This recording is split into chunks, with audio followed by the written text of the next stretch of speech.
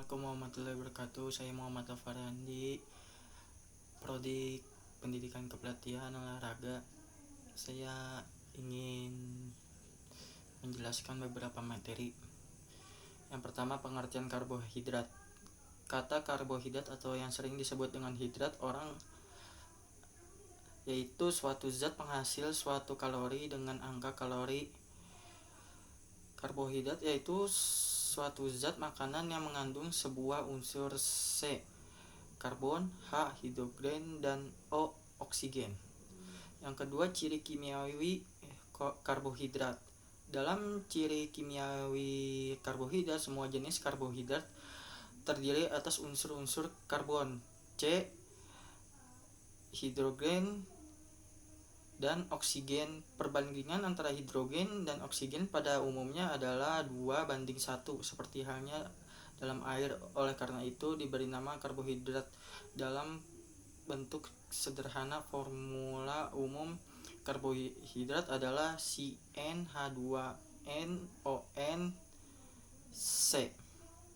Klasifikasi karbohidrat. Berdasarkan jumlah gulanya, karbohidrat dapat dibagi menjadi 4 golongan, yaitu monosakarida, disakarida, oligosakarida, dan polisakarida. Monosakarida yaitu karbohidrat yang tersusun atas satu monomer.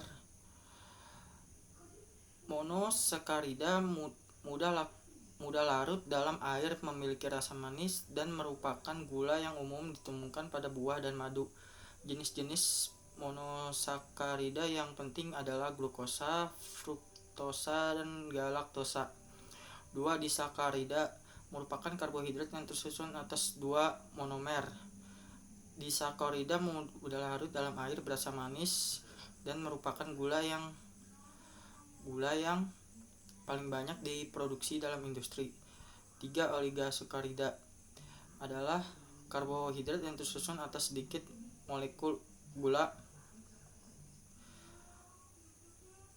pada umumnya 3 hingga 10 molekul. Gula penyusun oligosakarida dapat berupa glukosa, fruktosa, maupun galaktosa. Oligosakarida dapat dibutuhkan dalam umbi-umbian seperti ubi rambat. 4. Polisakarida merupakan karbohidrat yang tersusun atas banyaknya monomer dan umumnya tidak berasa manis.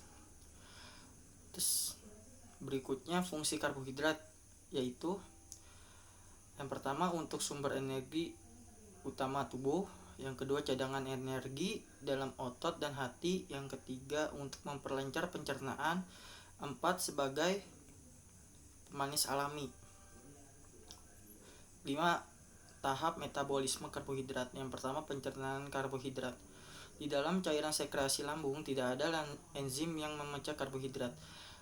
Kalau makanan terdiri atas karbohidrat saja akan tinggal di dalam gester sebentar atau kurang dari 2 jam dan segera diteruskan dalam duodenum. 2. Penyerapan karbohidrat. Penyerapan karbohidrat dimulai dalam duodenum. Setelah terbentuk hasil pencernaan monosakarida yang dihasilkan ialah glukosa, fruktosa, dan galaktosa. Semuanya termasuk molekul yang mengandung 6 buah atom karbon disebut hektosa. Monosakarida diserap secara aktif. Penyerapan aktif dan selektif ini mempunyai ciri-ciri sebagai berikut. A. Aliran zat yang diserap dapat melawan gradien konsentrasi. B. Proses penyerapan memerlukan energi. C. Menunjukkan fenomena jauh pada konsentrasi tertentu. D. Terdapat kompetensi antara berbagai monosakarida kalau dicampurkan.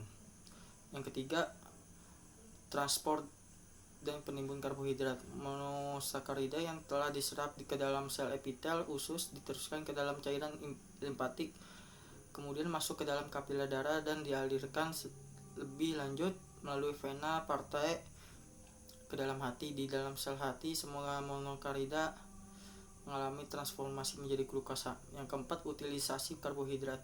Fungsi karbohidrat di dalam sel utama sebagai penghasil energi, dan di dalam hati dipergunakannya untuk detoksifikasi zat-zat toksik tertentu. Karbohidrat di dalam tubuh yang mengalami metabolisme untuk energi melalui bentuk glukosa. Jalur katabolisme glukosa melalui dua fase, yaitu fase anaerobik yang disebut jalur Embed-Meyerhof, dan yang kedua fase aerobik yang disebut siklus Krebs atau siklus asam sifat siklus asam trikarbosilat. Yang kelima, ekskresi karbohidrat. Zat sisa dari pembakaran karbohidrat ialah CO2 dan H20.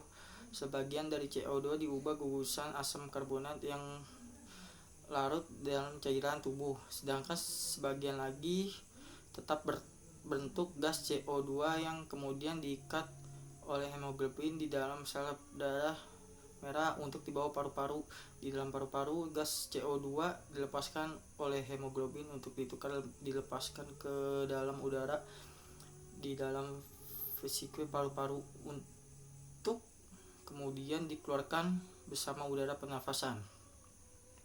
Berikutnya, kebutuhan karbohidrat harian. Yang pertama, perempuan.